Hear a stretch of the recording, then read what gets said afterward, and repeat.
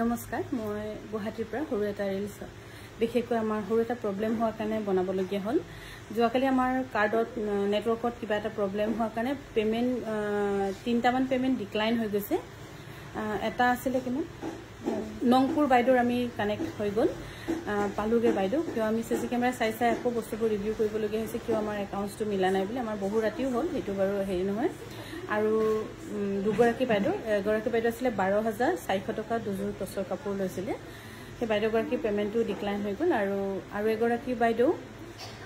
5900 টকা হেজু কাপোৰ লব ৰিজেক্ট হোৱাৰ কাৰণে মই নিজে 5900 টকা দিছিলোঁ কিন্তু পেমেন্টটো যেটো আমাৰ জনে কেশ কাউণ্টাৰত যোৱাকালি আছিল তাই লৈছিলে আৰু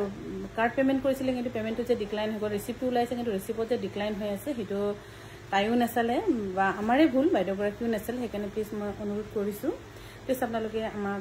যোগাযোগ কৰক আমাৰ গুৱাহাটী বা ধেমাজি নম্বৰত যোগাযোগ কৰক বেয়া নোপোৱাকৈ এইটো আমাৰ ভুলৰ কাৰণে হ'ল আসলে ভালকৈ চাই মেলি ৰিসিপ্ট কাটাটো আমাৰ দায়িত্ব কিন্তু আমাৰ একাউণ্টছত যিগৰাকী আছিল অকনমান কেতিয়াবা বেছি ৰাশ হলে ভুল হৈ যায় বা ভুল হৈ গ'ল